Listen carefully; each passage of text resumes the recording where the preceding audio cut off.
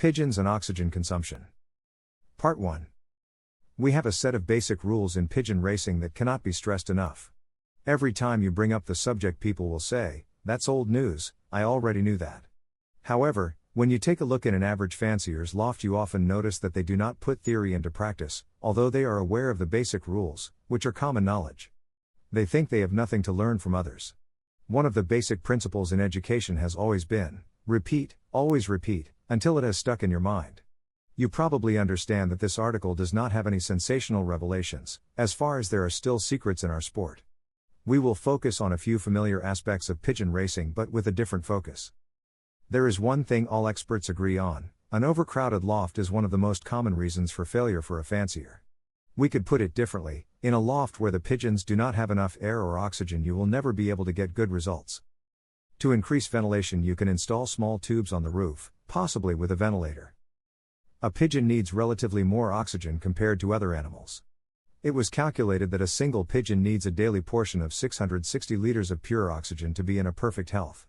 In other words, a loft that houses 10 pigeons must have a dimension of at least 6.6 cubic meters, which equals a space of 2 meters by 2 meters by 1.65 meters. It has already been said, but we want to point out once more that air ventilation is vital. If you were to house 10 pigeons in a loft of 6.6 cubic meters that is hermetically sealed off, your pigeons would suffocate within 24 hours, since all of the oxygen would be consumed. No living creature can survive in an environment that contains nothing but carbon dioxide and used air. A basic roof window, a somewhat old-fashioned model. Of course, no loft is completely airtight, but ventilation through cracks and small holes is definitely not enough. Any fancier knows that his loft should have a constant input of fresh air through a simple ventilation system.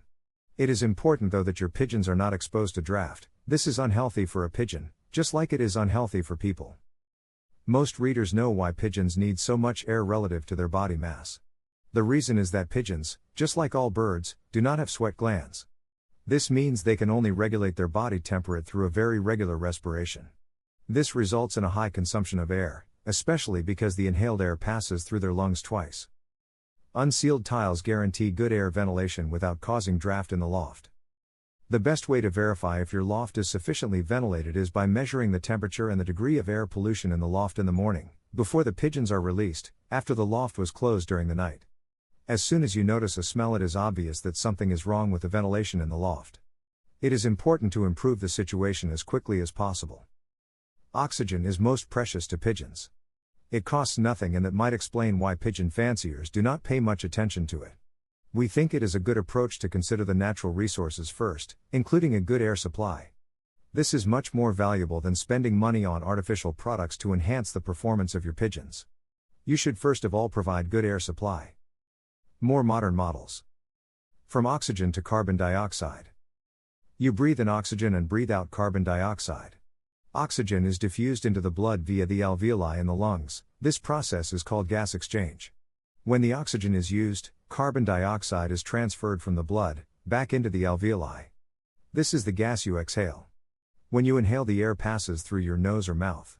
Then the air passes through the windpipe, which branches off into smaller pipes, the respiratory tree.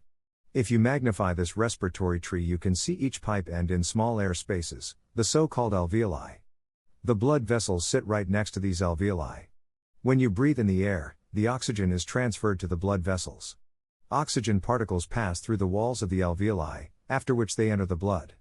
The blood is then transferred to the heart, which pumps the blood rich in oxygen to all parts of the body. When the blood returns to the heart, it carries carbon dioxide particles. Eventually, the blood brings the carbon dioxide back to the lung alveoli. Now the same process takes place as with air intake, but in the reverse order. The carbon dioxide particles pass through the walls back into the alveoli. These two processes take place simultaneously in the body. Oxygen enters the blood, carbon dioxide leaves the system.